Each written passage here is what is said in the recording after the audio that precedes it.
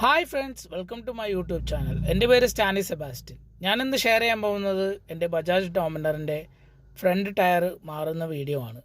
ഞാനല്ല മാറുന്നത്, റോഡ്മങ്സിലെ സ്റ്റാഫാണ് മാറുന്നത്.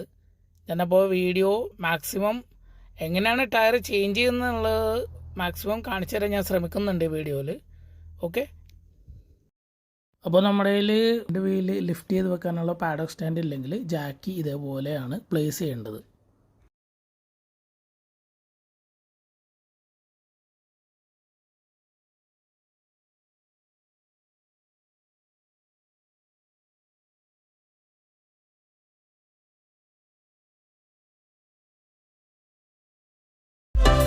ഇപ്പോൾ നമ്മുടെ ഫ്രണ്ട് വീല് ലിഫ്റ്റ് ആയിട്ടുണ്ട്. അപ്പോൾ ഈ ഡിസ്കിൻ്റെ ഓപ്പോസിറ്റ് സൈഡിൽ രണ്ട് അലൻ കീ ബോൾട്ട് വരുന്നുണ്ട്. അത് രണ്ടും ലൂസ് ചെയ്യണം. ഇത് നിങ്ങൾക്ക് കാണിച്ചു തരാൻ വേണ്ടി ഞാൻ രാത്രി എടുത്തതാണ്. രണ്ടാമത് ഇതാണ് രണ്ട് അലൻ കീ ബോൾട്ടുകൾ. ഇതാണ് Allen key tool, 6 mm Allen key tool. ഇത് വെച്ചാണ് ആ രണ്ട് അലൻ കീ ബോൾട്ട് ലൂസ് ചെയ്യേണ്ടത്. പിന്നെ വേണ്ടത് 13 mm സോക്കറ്റ് സ്പാനറോ അല്ലെങ്കിൽ റിംഗ് സ്പാനർ ആയാലും ഓക്കെയാണ്. 13 mm സൈസാണ് വേണ്ടത്. ഈ ഒരു ബോൾട്ടും ഊരണം.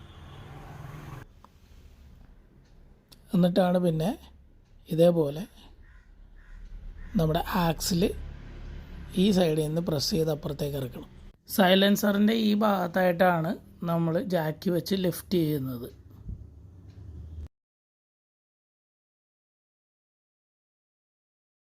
ആക്സിൽ വലിച്ചെടുക്കേണ്ടത് നമ്മുടെ വീലിൻ്റെ അപ്പുറത്തെ സൈഡിലേക്കാണ്. ആക്സിൽ ഊരിക്കഴിഞ്ഞതിന് ശേഷം വീൽ ഇതേപോലെ പതുക്കെ റൊട്ടേറ്റ് ചെയ്ത് താഴത്തേക്ക് വലിക്കുക. അപ്പോൾ വീൽ ഊരി പോകുന്നുള്ളൂ. കേട്ടാ, എല്ലാത്തിനും പരിഹാരം ഉണ്ടാക്കാം. എന്തായാലും ഇങ്ങനെ പിടിച്ചാൽ മതി. പോകുന്ന സോനെ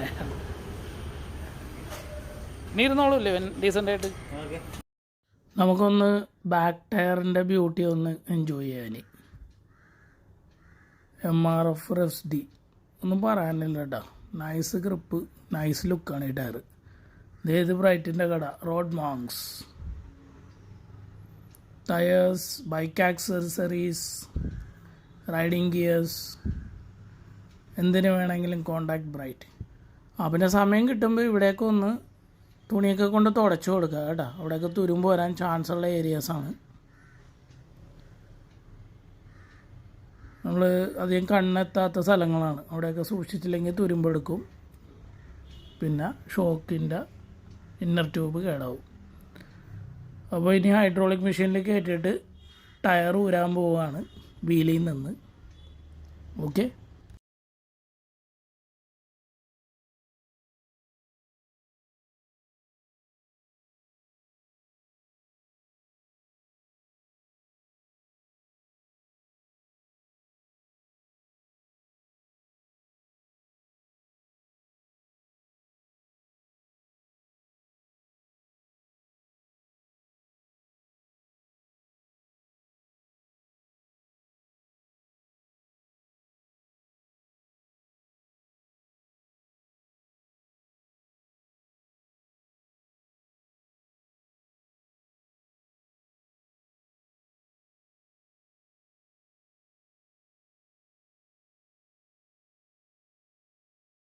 ഇങ്ങനെയാണ് വീല് ആ മെഷീനിൽ ലോക്ക് ചെയ്ത് വെക്കുന്നത്.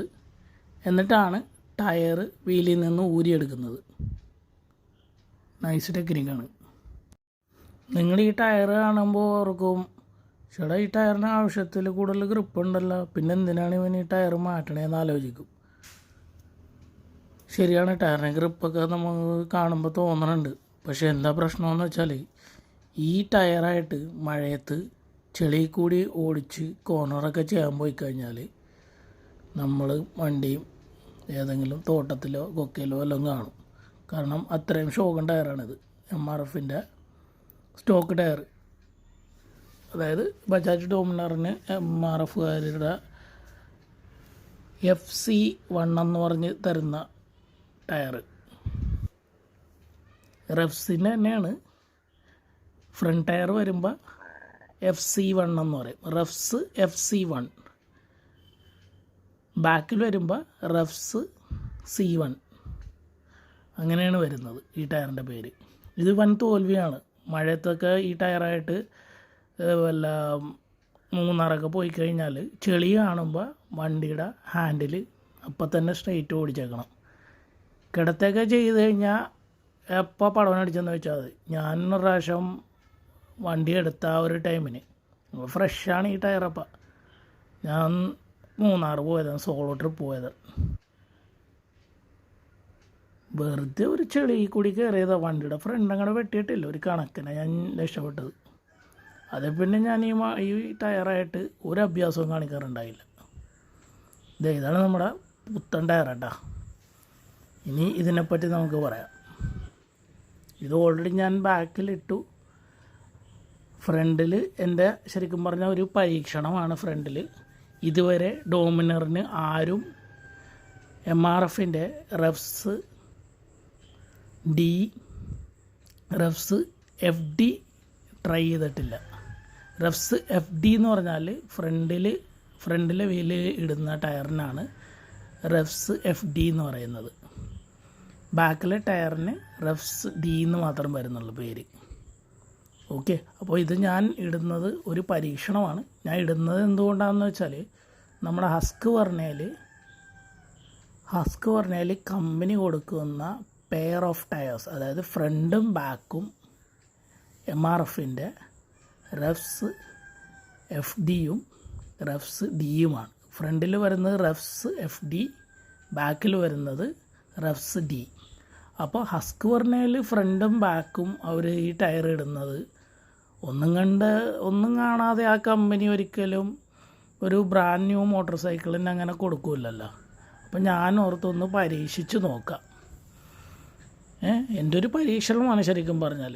ഹസ്കോറിനൊക്കെ വെയിറ്റ് കുറവാണ്, അതൊരു കാര്യമുണ്ട്. പക്ഷേ അത്ര വെയിറ്റ് കുറവുള്ള വണ്ടിയും അല്ല, നല്ല പവറുള്ള വണ്ടിയാണ്. അപ്പോൾ ആ വണ്ടിക്ക് നല്ല എന്താ പറയുന്നത്, അത്യാവശ്യം എല്ലാ പരിപാടിയും ചെയ്യാൻ പറ്റിയ നല്ല പവറുള്ള ബൈക്കാണ്. അപ്പോൾ ഒന്നും കാണാതെ കമ്പനി ഒരിക്കലും ഈ പറഞ്ഞ MRFൻ്റെ റെവ്സ് Dയും റെവ്സ് FDയും ഇട്ട് കൊടുക്കില്ല. അപ്പോൾ ആ ഒരു സംഭവം എൻ്റെ മനസ്സിൽ വന്നുകൊണ്ടാണ് ഞാൻ എൻ്റെ വണ്ടിക്ക് ഫ്രണ്ടിലും റെവ്സ് FD തന്നെ ഇടാമെന്ന് വിചാരിച്ചത്. ഒരു പരീക്ഷണമാണ്.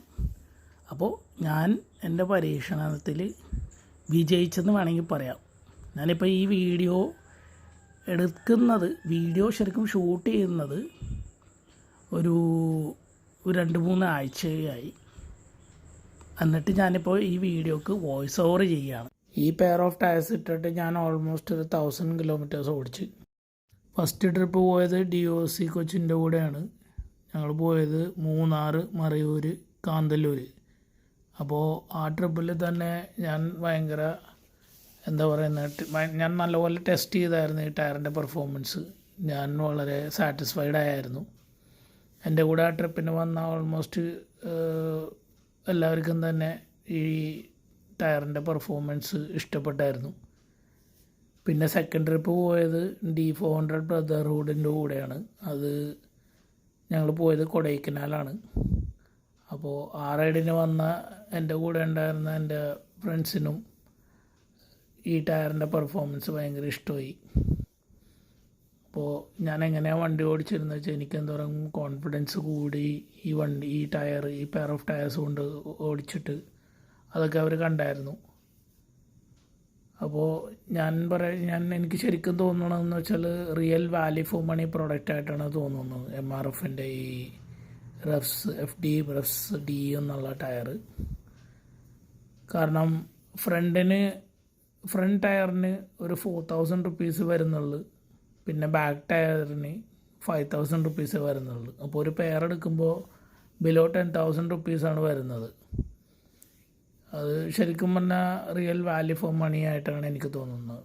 കാരണം നമുക്ക് ഈ ഒരു ടയർ വെച്ചിട്ട് നമുക്ക് ഓഫ് റോഡും ഓടിക്കാം, ഓൺ റോഡും ഓടിക്കാം. എനിക്കത് ശരിക്കും മനസ്സിലായി. ഞാൻ ഈ വീഡിയോയുടെ അവസാനം കുറച്ച് ക്ലിപ്പിങ്സ് ഇടുന്നുണ്ട്. അതായത് ഞാൻ ചെറുതായിട്ട് ഓഫ് റോഡ് പോയതിൻ്റെ ഒരു ഭാഗവും അതേപോലെ തന്നെ കൊടൈക്കനാൽ പോയ ടൈമിൽ കുറച്ച് കോർണറിങ് ഒക്കെ ചെയ്യുന്ന കുറച്ച് ഭാഗവും കൂടി ഞാൻ ഈ വീഡിയോയിൽ ഷെയർ ചെയ്യുന്നുണ്ട്. നിങ്ങൾക്ക് താല്പര്യമുണ്ടെങ്കിൽ കാണുക. ഇനി പുള്ളി വണ്ടിയിലേക്ക് ടയർ ഫിറ്റ് ചെയ്യാൻ പോവാണ്. അപ്പോൾ ടയർ ഫിറ്റ് ചെയ്യണതിന് മുന്നേ ഡിസ്കിൻ്റെ പാഡ്സ് പുള്ളി ഒന്ന് അഡ്ജസ്റ്റ് ചെയ്യണതാണ്. കാരണം നമ്മുടെ ഡിസ്ക് അതിനകത്തേക്ക് കയറ്റുമ്പോൾ ഒരു ഗ്യാപ്പ്, നമ്മൾ ഉദ്ദേശിക്കുന്ന ഗ്യാപ്പ് ഇത്തിരി കുറഞ്ഞിട്ടുണ്ടെങ്കിൽ ഉള്ളിലേക്ക് കയറാനായിട്ടൊരു ബുദ്ധിമുട്ടുണ്ടാവും. അപ്പോൾ പുള്ളി സ്ക്രൂ ഡ്രൈവറും ഉണ്ട്. ഡിസ്ക് പാഡ്സ് രണ്ടിൻ്റെ ഇടയിലേക്ക് ഇട്ടിട്ട് ഒരു ഗ്യാപ്പ് ഉണ്ടാക്കുകയാണ്. അത് കഴിഞ്ഞിട്ട് ടയർ ഉള്ളിലേക്ക് കയറ്റുന്നത്. ഇപ്പോൾ പുള്ളി ടയർ ഉള്ളിലേക്ക് പ്രസ് ചെയ്ത് കയറ്റിക്കൊണ്ടിരിക്കുകയാണ്. അതിൻ്റെ ഇടയിൽ കൂടി പുള്ളി അതിൻ്റെ ഇടയിൽ വെക്കുന്ന വാഷറൊക്കെ കയറ്റുകയാണ്. രണ്ട് സൈഡിലും സ്പേസർ നട്ട്സ് ഉണ്ട്. അത് രണ്ടും സ്പേസർ നട്ടല്ല, സ്പേസർ വാഷറുകൾ. അതിൻ്റെ കറക്റ്റ് ടേം എനിക്കറിയില്ല, തെറ്റിപ്പോയെങ്കിൽ ദയവായി ക്ഷമിക്കുക. ഇതാണ് ആക്സിൽ ഈ സൈഡിൽ കൂടിയാണ് ഇങ്ങനെ കയറ്റുന്നത്. പതുക്കെ വീൽ അഡ്ജസ്റ്റ് ചെയ്തിട്ട് ഇവിടെ നിന്ന് ഇങ്ങനെ മുട്ടി കൊടുക്കണം. അപ്പോഴാണ് ആക്സിൽ ഫുള്ള് കയറുന്നത് അകത്തേക്ക്. ആക്സിൽ മൊത്തമായിട്ട് കയറും അകത്തേക്ക്. എന്നിട്ട് അപ്പുറത്തെ സൈഡിൽ ഒരു ചെറിയ തുമ്പ് വരും. അവിടെയാണ് മറ്റേ നട്ടിട്ട് ടൈറ്റ് ചെയ്യുന്നത്.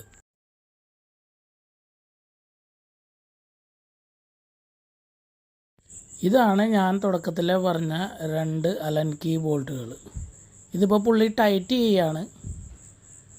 നമുക്ക് വീല് ഊരാൻ വേണ്ടി ഈ 2 ബോൾട്ടുകൾ ആദ്യം ലൂസ് ചെയ്യണം, അലൻ കീ ബോൾട്ടുകൾ. അതിന് ശേഷമാണ് നമ്മുടെ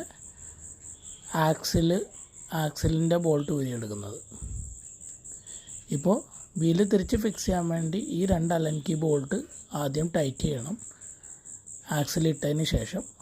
അതിന് ശേഷം ആണ് ആക്സിലിൻ്റെ സൈഡിലുള്ള നട്ട് ഫിക്സ് ചെയ്യുന്നത്. ശരിക്കും പറഞ്ഞാൽ ആക്സിലിനകത്തേക്ക് തിരിച്ച് കയറ്റുന്ന ഒരു കുഞ്ഞ് ബോൾട്ടാണ് സംഭവം. ഇതുണ്ടോ, ഇതാണ് സംഭവം. ഇതാണ് ആക്സിലിനെ ഈ ഡിസ്കിൻ്റെ സൈഡിൽ നിന്ന് ഹോൾഡ് ചെയ്ത് വെക്കുന്ന ഐറ്റം.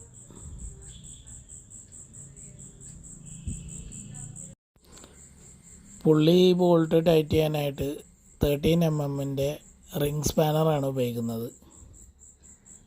നമുക്ക് ബോക്സ് സ്പാനർ ഉണ്ടെങ്കിൽ നമുക്ക് ബോക്സ് സ്പാനർ ഉപയോഗിക്കാം 13 mm.